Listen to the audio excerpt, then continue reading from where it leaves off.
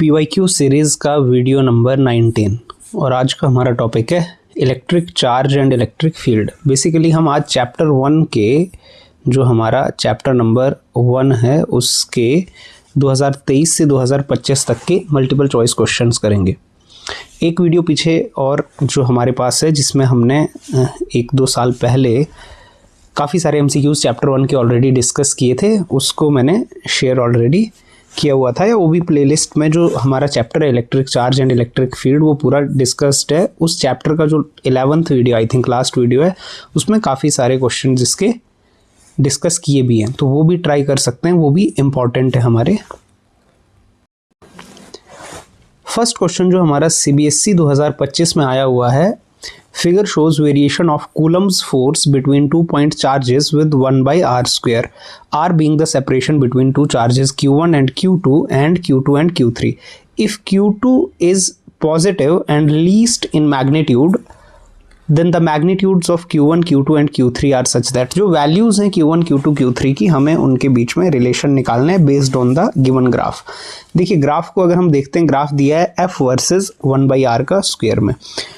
In general अगर मेरे पास कोई भी ग्राफ हो जो y वर्सेस x में हो, मान लो ऐसे आपके पास ये x होता है और ये y होता है, ये ग्राफ है और ये let's say straight line passing through origin है, तो इस ग्राफ का जो स्लोप होता है, इस ग्राफ का जो अगर मैं बोलूँ स्लोप होता है, स्लोप को डिनोट करते हैं हम स्मॉल m से, ये क्या होता है y ओवर x, या इसी को लिखते हैं tan थीटा। मान लो ये थीटा है जो कि होता है tan थीटा।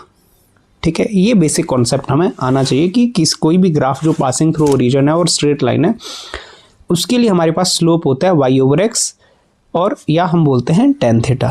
ठीक है, अब हमारे पास कूलम्स लॉ के अकॉर्डिंग हमारे पास फोर्स होता क्या है। देखो फोर्स हमारे पास कूलम्स लॉ के अकॉर्डिंग होता है F is equal to K Q1 Q2 divided by R square. ये कूलम्स लॉ का मैग्नीट्यूड के लिए, फोर्स के मैग्नीट्यूड के लिए फॉर्मूला है। अच्छा, यहाँ से हम क्या करते हैं, यहाँ से हम कुछ बेसिक जो है मैथमेटिक्स अप्लाई करके कंक्लूजन निकालते हैं कि ये 1 by r स्क्वायर ऐसे लिख लिया और K Q1 Q2 को ऐसे लिख लिया। ठीक है, अब यहाँ से इसको हम डिवाइड कर देते हैं, force divided by 1 by r square को इधर डिवाइड कर दिया, तो 1 by r स्क्वायर और यहाँ पे रह गया K Q1 Q2। ठीक, तो जैसे y ओवर x है, ठीक है, यहाँ पर क्या हो जाएगा हमारे पास f divided by 1 by r square, तो f divided by 1 by r square, ये स्लोप हो गया। तो हमारे पास ये चीज़ तो हो गई स्लोप, जो भी गिवन ग्राफ है हमारा उसका स्लोप हो गया। ठीक है, स्लोप माने tan थीटा। तो लेट्स से हम अगर एज्यूम करें कि ये वाला एंगल मेरा ऊपर वाला है θ1 और नीचे वाला है θ2। ठीक है, नीचे वाली स्ट्रेट लाइन का θ2 है, ऊपर वाले का θ1 है। अब पहले पेयर के लिए अगर मैं देखूं तो पहले पेयर के लिए मेरे पास ये स्लोप हो जाएगा। स्लोप पहले पेयर के लिए हम क्या करते हैं, फर्स्ट पेयर के लिए इसी को बोल देते हैं हम, ठीक है, स्लोप बोल दिया इसको हमने m1। ठीक है, बोल दिया। अच्छा, दूसरे पेयर के लिए ये Q1 और Q2 के पेयर के लिए हमने यहीं से निकाल लिया, Q1 और Q2 के पेयर के लिए। अब जो दूसरा पेयर है हमारा किसका, Q2 और Q3 का जो पेयर है, इसके लिए भी सेम इक्वेशन बनाया।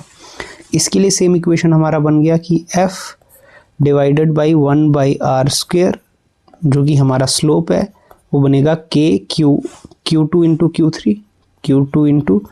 Q3 which is equal to slope, और इसका स्लोप हम मान लेते हैं क्या है, m2 है। क्लियर? तो आपके पास आपको ग्राफ से डायरेक्टली पता लग रहा है। देखो ग्राफ अगर आप देखोगे तो ग्राफ से आपको डायरेक्टली पता लग रहा है कि θ1 ग्रेटर देन θ2 है। भाई ऊपर वाली लाइन का स्लोप ज़्यादा है, नीचे वाली का कम है, θ1 बड़ा है θ2 से।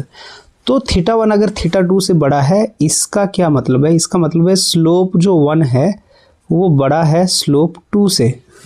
ठीक है, तो क्लियरली हमारे पास ये बात हमें समझ आती है ग्राफ से, है ना, m1 is greater than m2। देखो जो थीटा बड़ा होगा उसका स्लोप बड़ा होगा, क्यों, क्योंकि स्लोप होता है tan थीटा, और यदि थीटा बड़ा होता है तो tan थीटा भी बड़ा होता है। ठीक है, तो m1 is greater than m2। तो व्हाट इज m1? m1 है k q1 q2। तो k q1 q2 is greater than k q2 q3। तो दोनों साइड k से डिवाइड कर दो, k भी कैंसिल हो जाएगा, और q2 से डिवाइड कर दो, q2 भी कैंसिल हो जाएगा। तो ये आ गया q1 greater than q3, q1 greater than q3। तो q1 ग्रेटर देन q3 हमारे पास आ गया क्लियरली। और अगर q1 ग्रेटर देन q3 है, q2 तो दे के ही रखा है, वो लीस्ट इन मैग्नीट्यूड है, तो q2 सबसे छोटा होगा, q2 जो है वो तो सबसे छोटा होगा। उसके बाद छोटा कौन आएगा? q3, और q1 सबसे बड़ा होगा। ठीक, तो ये हम डायरेक्टली, अगर हमें स्लोप का कॉन्सेप्ट याद है कि ग्राफ के लिए स्लोप का क्या मीनिंग है, तो वहाँ से हम बेसिक चीज़ आइडेंटिफाई करके ये कर सकते हैं। अब ऑप्शंस देखते हैं, q1 सबसे बड़ा है, फिर q3 है, फिर q2। तो पहला ही ऑप्शन हमारा ठीक निकल के आ रहा है। ठीक है, चलिए नेक्स्ट क्वेश्चन देखते हैं। इंपॉर्टेंट है, इस तरह का सवाल आएगा तो कैसे करना है देख सकते हैं।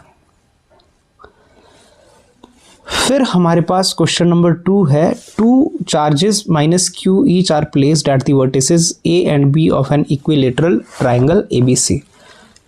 ठीक है, चलो एक इक्विलेटरल ट्राइंगल ABC दी हुई है, उसके वर्टिसेस पे हमारे पास ये मान लीजिए एक इक्विलेटरल ट्राइंगल दी हुई है ABC। ठीक है, A, B और C, 2 charges minus q each, ये A पे भी माइनस q है, B पे भी माइनस q है। If M is the mid point of AB, A और B का मिड पॉइंट है M। ठीक, A और B का मिड पॉइंट है M, M is the mid point of A and B, वो बीच वाला पॉइंट है, और इक्विलेटरल ट्राइंगल है, सारे साइड्स बराबर हैं। The net electric field at C will point along. तो ये इजी है, C पे नेट इलेक्ट्रिक फील्ड निकालनी है, तो यहाँ पे क्या एज्यूम किया जाता है? एक टेस्ट चार्ज एज्यूम करेंगे। अब टेस्ट चार्ज पे फोर्स कहाँ की तरफ लगेगी? देखो, नेगेटिव और पॉजिटिव में अट्रैक्शन, टेस्ट चार्ज को हम पॉजिटिव मानते हैं, इधर से भी नेगेटिव पॉजिटिव में अट्रैक्शन। तो एक ये आ गई electric field due to A, ये आ गई electric field due to B। तो इनका नेट क्या होगा? हम इमेजिनरी पैरेललोग्राम बनाते हैं, तो नेट होगा ये नेट इलेक्ट्रिक फील्ड। और नेट इलेक्ट्रिक फील्ड कहाँ की तरफ आ रही है? C से M की तरफ, तो नेट इलेक्ट्रिक फील्ड आएगी C से M की तरफ। ठीक है, तो ये हमें बेसिक ज्योमेट्री बना के ही पता लग जा रहा है। नेक्स्ट है हमारे पास, a body acquires charge 8 × 10⁻⁻12 coulomb, the mass of the body is. Body पे जो चार्ज आ गया, वो आ गया 8 × 10⁻12 कूलम, माने बॉडी पे पॉजिटिव चार्ज आ गया। अच्छा, पॉजिटिव चार्ज जब भी बॉडी पे आता है तो माने बॉडी से इलेक्ट्रॉन्स चले गए। जब भी पॉजिटिव चार्ज किसी बॉडी पे आता है तो मास क्या होगा? तो मास होता है डिक्रीज। किसी बॉडी पे नेगेटिव चार्ज आ जाए तो माने उस पे इलेक्ट्रॉन्स आ जाते हैं, तो मास होता है इंक्रीज। ठीक है, पॉजिटिव चार्ज बॉडी पे है तो मास डिक्रीज होगा, नेगेटिव चार्ज होता है तो मास इंक्रीज होता है। तो यहाँ से हमारा ये ऑप्शन नहीं हो सकता, ये नहीं हो सकता। अब कितना होगा वो निकालनी भी है वैल्यू। तो क्वांटाइजेशन हमें क्या कहता है? क्वांटाइजेशन क्या कहता है हमें कि चार्ज जो होता है नेट वो होता है N × E। तो यहाँ से नंबर ऑफ इलेक्ट्रॉन्स निकाल लेंगे Q/E। अब नंबर ऑफ इलेक्ट्रॉन्स आ गए तो मास, जो टोटल मास होगा, मास, ठीक है, मास क्या होगा? टोटल नंबर ऑफ इलेक्ट्रॉन्स कितने हैं? नंबर ऑफ इलेक्ट्रॉन्स कितने हैं इनटू मास ऑफ 1 इलेक्ट्रॉन। ठीक, तो ये हमारा हो जाएगा number of electrons into mass of 1 electron, number of electrons into mass of 1 electron. तो टोटल जो मास हमारे पास आ जाएगा, कितना मास डिक्रीज होगा, होना डिक्रीज ही है, Q डिवाइडेड बाई E की वैल्यू रख दो। अब ये वैल्यूज़ हमें अब तक तो याद हो जानी चाहिए। ठीक, तो ये वैल्यूज़ रख के यदि हम सॉल्व करें तो हमारे पास क्या बन गया? 8 5 हाँ 16 5 80, 5 हो गया। ठीक है, और ये आ गया हमारे पास 10 की पावर 19 ऊपर गया तो प्लस का 7 इंटू 9.1 इंटू 10 की पावर -31, तो कितना आ गया? 45, 5 इंटू 10 की पावर -24, तो ये आ गया 4.55 इंटू 10 की power 23 kg।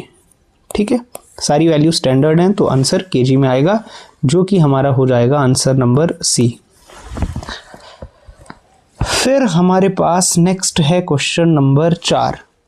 A thin plastic rod is bent into a circular ring of radius r. It is uniformly charged with charge density lambda. The magnitude of electric field at its center. तो ये uniform charge distribution है, कभी भी uniform charge distribution है हमारे पास। ठीक है, कोई भी हमारे पास अगर रिंग है, स्फीयर है, जिस पे हमारे जो चार्ज डिस्ट्रीब्यूशन है वो क्या रहती है, यूनिफॉर्म है। अभी तो रिंग है जिसका रेडियस r है, तो इसके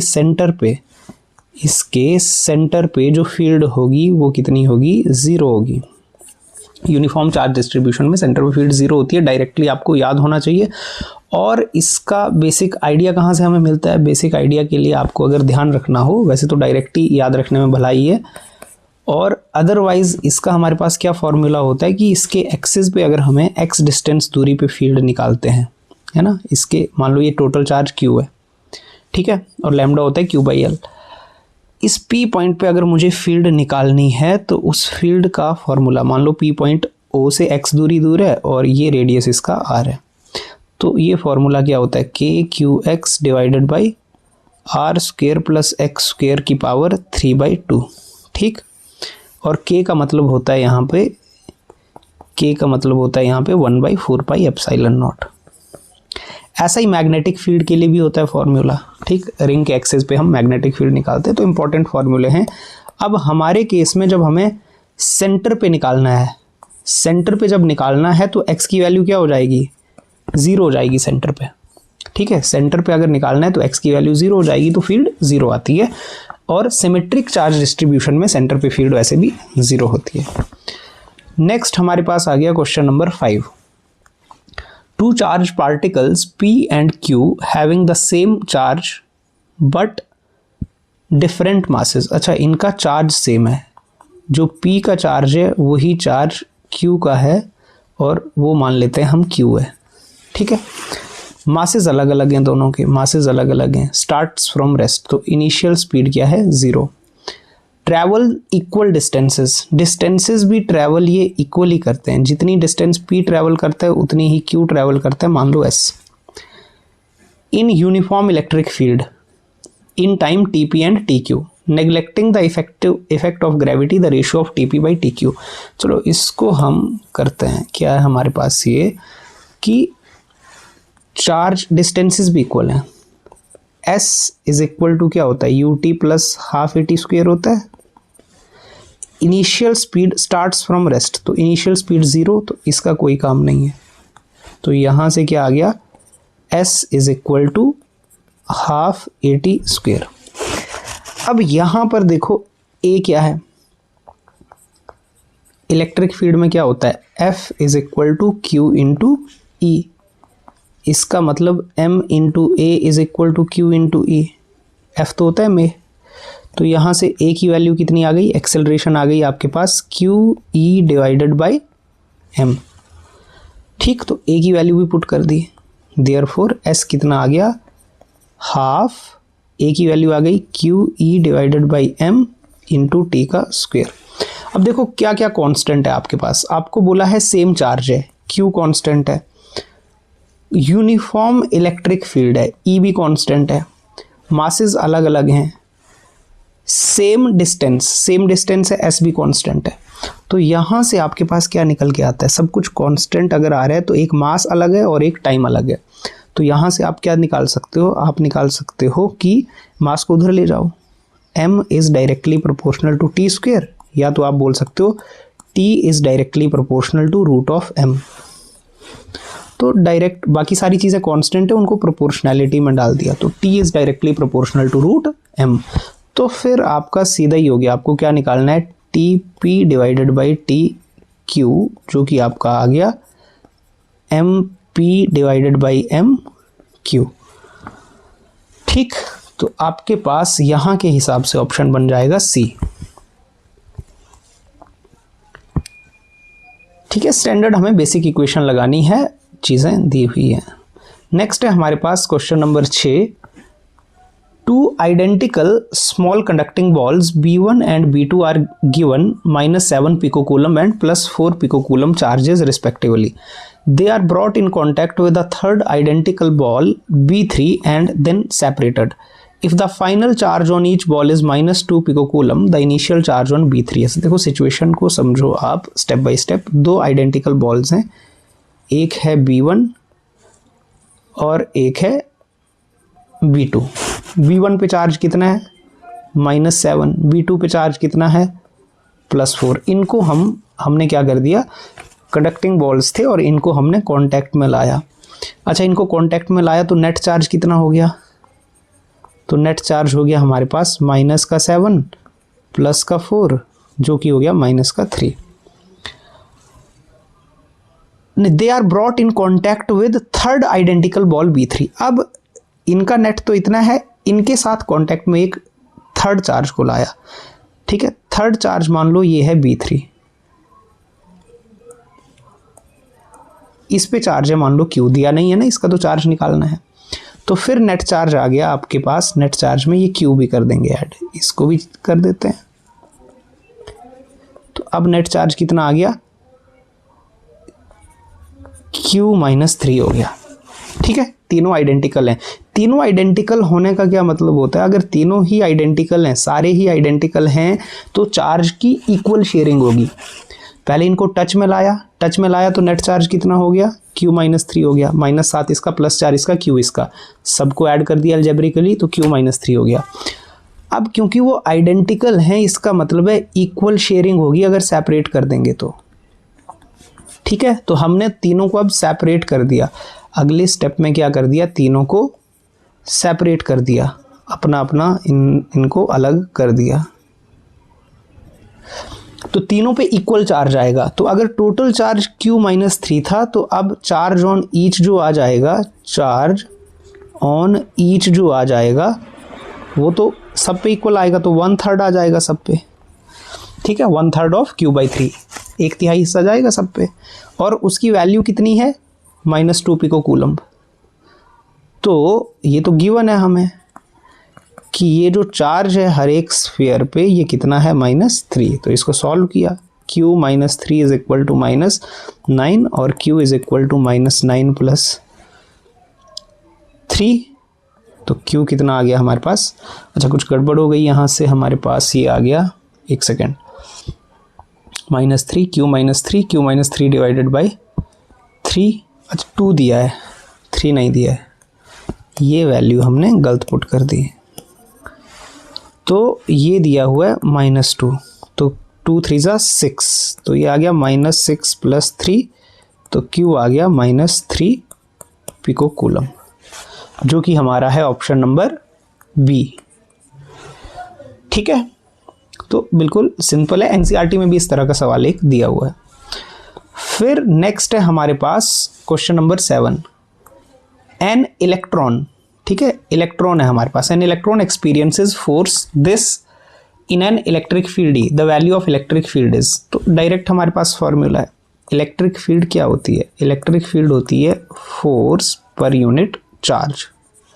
अब चार्ज यहाँ पर इलेक्ट्रॉन है, देखो फोर्स की वैल्यू दी है 1.6 × 10⁻16 न्यूटन आई कैप, और इलेक्ट्रॉन है चार्ज, तो इलेक्ट्रॉन का चार्ज -1.6 × 10⁻19 कूलम।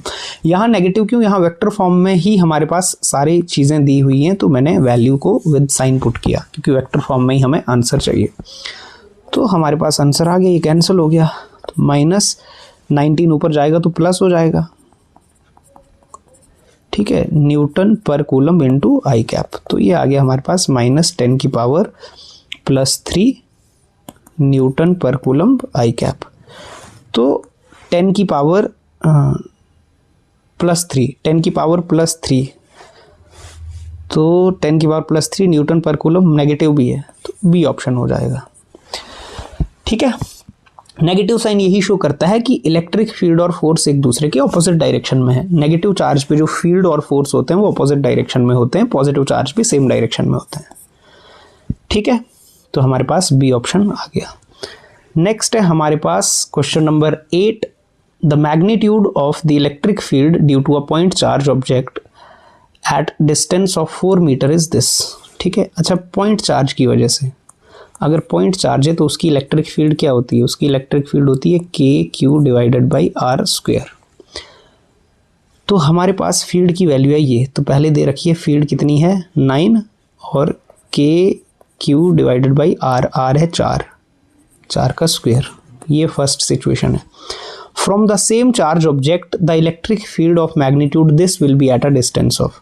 अब क्या किया, अब इलेक्ट्रिक फील्ड होनी चाहिए 16, चार्ज सेम रहेगा तो डिस्टेंस की वैल्यू हमें निकालनी है, तो डिस्टेंस R की वैल्यू निकालनी है, डिवाइड कर देते हैं दोनों को कर दिया डिवाइड, 1 डिवाइडेड बाई 2 कर दिया। तो लेफ्ट साइड होती है लेफ्ट साइड से डिवाइड और राइट साइड होती है राइट साइड से डिवाइड। 4 का स्क्वायर 16 सीधा लिख दें। ठीक है, तो ये आ गया हमारा 16 और ये डबल डिवाइड हो जाएगा तो कैंसिल हो गया और 16 से 16 कैंसिल हो गया, तो R square is equal to 9, माने R की वैल्यू आ गई 3, तो R आ गया 3 डायरेक्टली। तो ये भी बहुत ही हमारा सिंपल सवाल है 2023 में।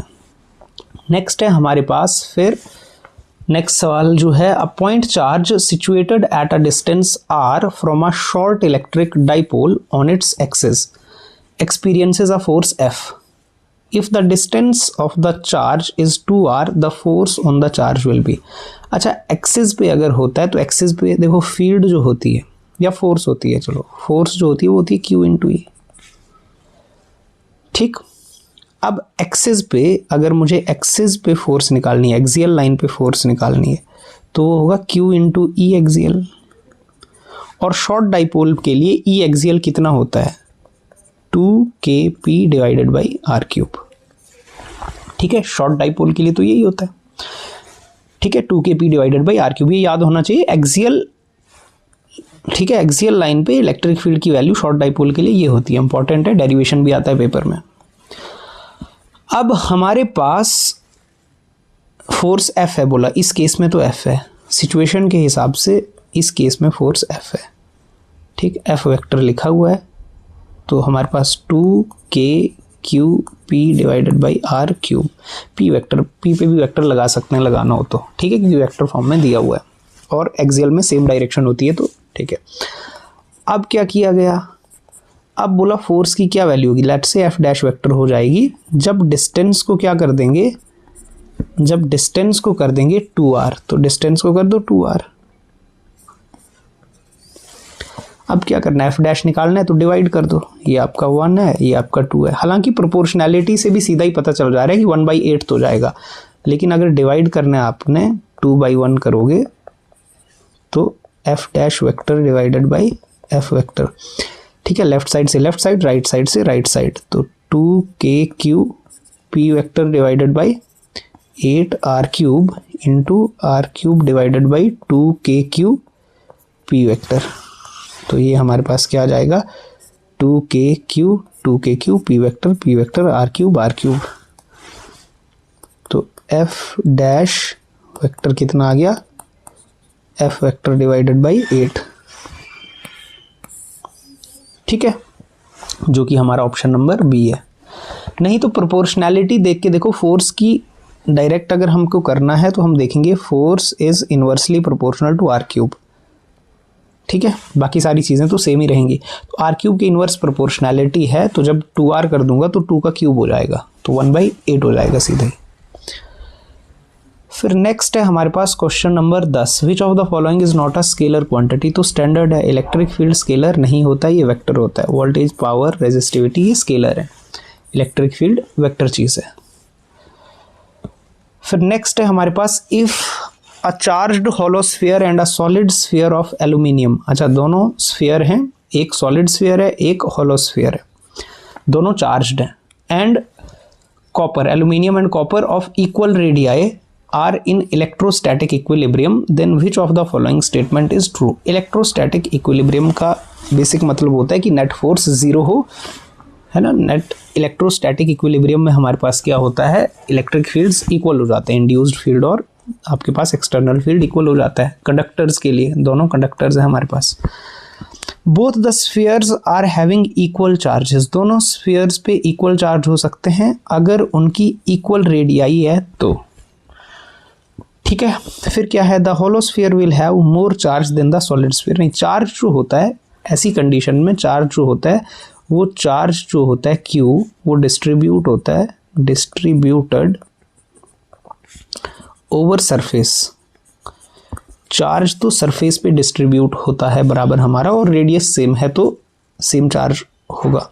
The aluminium sphere will have more charge than copper. नहीं, ठीक है, इनके मेटल के नेचर पे डिपेंड नहीं करता, मेटल्स होने चाहिए सिर्फ इलेक्ट्रोस्टैटिक इक्विलिब्रियम में मेटल्स होने चाहिए, और उनका जो सरफेस एरिया अगर वो सेम है तो फिर तो सेम ही होगा distribution. If hollow sphere is also made up of aluminium then नहीं। तो यहाँ के हिसाब से हमारा जो ऑप्शन नंबर ए है वो बेस्ट सूटेड ऑप्शन है कि अगर दो हमारे पास इक्वल रेडियाई के, एक होलो स्फीयर एक सॉलिड स्फीयर एल्यूमिनियम और कॉपर का, और वो इलेक्ट्रोस्टैटिक इक्विलिब्रियम में। इलेक्ट्रोस्टैटिक इक्विलिब्रियम में हम ये भी बोल सकते हैं कि दो चार्जेस का पोटेंशियल सेम होता है। इलेक्ट्रोस्टैटिक इक्विलिब्रियम में जो चार्जेस का पोटेंशियल होता है, पोटेंशियल क्या होगा, सेम होगा, या नेट फोर्स, नेट फील्ड, हमारी जो भी फील्ड होती है वो ज़ीरो होती है।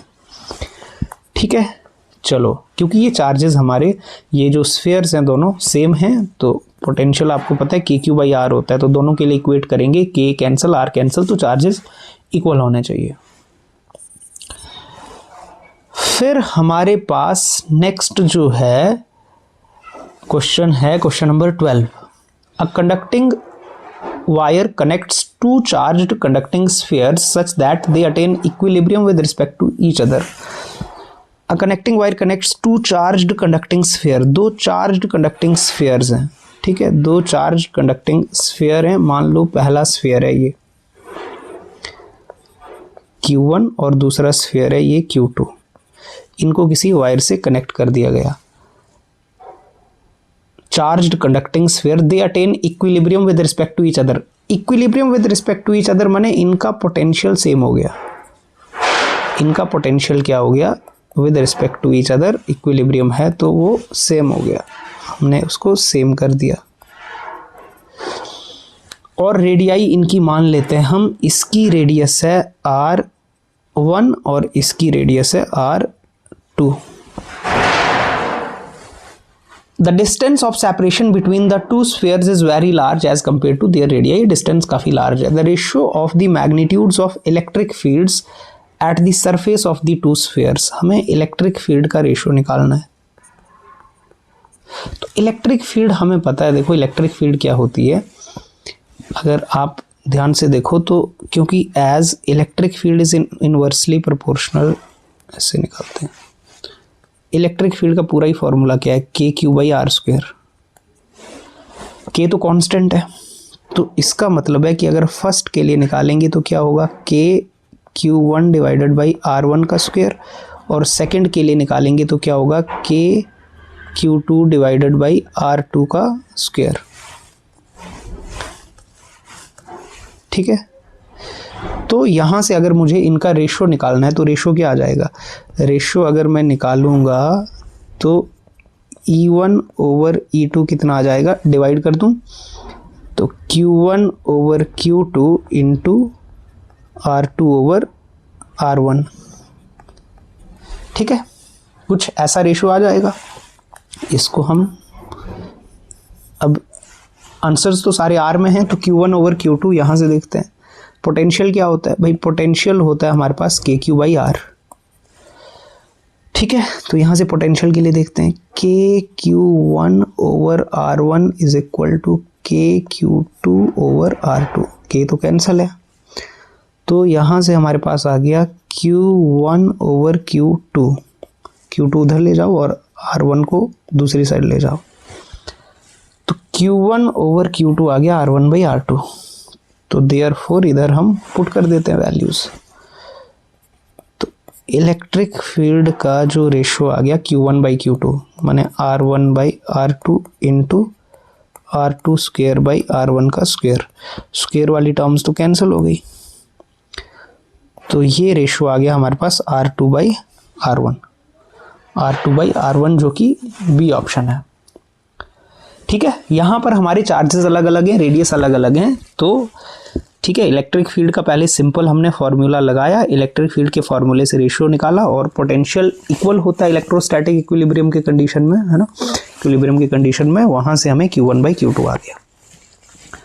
तो इसको भी आप देख सकते हैं। फिर नेक्स्ट है हमारे पास an electric dipole placed in an electric field of intensity. Electric field की वैल्यू कुछ दे के रखी हुई है आपको, कितनी वैल्यू दे के रखी हुई है, 2 × 10⁵ at an angle 30 degree, at an angle of 30 degree experiences a torque। Torque भी दे के रखा है 4 newton metre. The charge on the dipole of length, dipole की लेंथ हम 2a मानते हैं, वो भी दे के रखी है 2 सेंटीमीटर, जो कि आ गई 2 × 10⁻² मीटर। चार्ज निकालना है तो फॉर्मूला क्या होता है, फॉर्मूला आपको पता होगा, टॉर्क का फॉर्मूला होता है P × E sin theta. P का मतलब होता है Q × 2a × E × sin theta. Value put कर दो सारी, हमको क्या चाहिए Q। तो टॉर्क की वैल्यू कितनी है, टॉर्क की वैल्यू है 4, Q निकालना है। 2a की वैल्यू कितनी है, 2 × 10⁻²। ये 2a पूरी वैल्यू दी होती है, ठीक है, लेंथ ऑफ डाइपोल। E की वैल्यू कितनी है, 2 × 10⁵। साइन थीटा कितना है, साइन 30 डिग्री। तो ये कितना आ गया हमारे पास, 4 = Q × 2 2 × 4 × 10⁻², 10⁻3 -2 + 5 3, साइन 30 होता है 1/2। तो आपके पास ये कैंसिल हो गया, ठीक है। तो 4 2 दूसरी साइड जाके डिवाइड होगा, 10⁻3 है इस साइड, तो दूसरी साइड 10⁻³ तो ये वैल्यू आ गई 2 × 10⁻³ मिली कूलम में लिखा हुआ है। 10⁻³ का मतलब होता है मिली, और तो 2 × 10⁻³ माने 2 मिली कूलम, जो कि ऑप्शन नंबर सी है हमारा, ठीक है। ये वैल्यू तो कूलम में है, स्टैंडर्ड यूनिट में 2 × 10⁻³ और 10⁻³ माने मिली, तो मिली कूलम हो गया। नेक्स्ट है हमारे पास क्वेश्चन नंबर 14। क्वेश्चन नंबर 14 जो है हमारा वो है according to Coulomb's law which is the correct relation for the following figure. देखो कुछ हमारे पास रिलेशन दिए गए हैं और ये डायग्राम दी गई है। डायग्राम में आप देखोगे तो चार्जेस एक दूसरे को अट्रैक्ट कर रहे हैं। अट्रैक्ट कब करेंगे चार्जेस, अट्रैक्ट तब करेंगे अगर ये पॉजिटिव होगा तो ये नेगेटिव होना चाहिए, अगर ये नेगेटिव होगा तो ये पॉजिटिव होना चाहिए। एक पॉजिटिव होना चाहिए और एक नेगेटिव होना चाहिए। और यदि एक पॉजिटिव है और एक नेगेटिव है तो उन दोनों का प्रोडक्ट हमेशा क्या होगा, नेगेटिव होगा। उन दोनों का प्रोडक्ट होगा negative, that means less than 0। तो Q1 × Q2 should be less than 0, जो कि हमारा ऑप्शन ग्रेटर देन 0 नहीं होगा, लेस देन 0 होगा, इक्वल टू 0 भी नहीं होगा। और ये तो Q1 × Q2 should be less than 0, ठीक है। तो ये हमारे थे क्वेश्चन चैप्टर 1 के 2023-24-25 के, ठीक है। ये क्वेश्चंस भी आपने प्रैक्टिस कर लेने हैं अपने बोर्ड एग्ज़ाम के लिए या जो भी अभी हैं आपके पेपर, और आपको कॉम्पिटिटिव एग्ज़ाम्स के लिए भी बेनिफिशियल हैं ये क्वेश्चन। और दूसरे इतने ही क्वेश्चन लगभग दूसरे वीडियो में भी दिए हुए हैं, वो भी हमारे काफ़ी इम्पोर्टेंट है। चैप्टर 1 का जो हम प्लेलिस्ट में चैप्टर 1 जिसमें दिया हुआ है electric charge and electric field, उसमें लास्ट में जाके एक वीडियो है जिसमें काफ़ी सारे MCQs दिए हुए हैं, ठीक है। तो वो भी कर सकते हैं चैप्टर 1 के। तो चैप्टर 1 के फिर हमारे कम से कम 30 तक क्वेश्चंस हो जाएंगे। तो क्वेश्चंस में मेजॉरिटी बस जो भी चीज़ें होती हैं, थोड़ी बहुत चीज़ें ही चेंज होती हैं, मैक्सिमम कॉन्सेप्ट तो वही रहते हैं। चलिए मिलते हैं नेक्स्ट वीडियो में। चैप्टर 2 के वीडियो में डिस्कस करेंगे उसके MCQs और फिर 3 के, और ये MCQ वाला सीरीज़ हमारा फिर क्लोज हो जाएगा।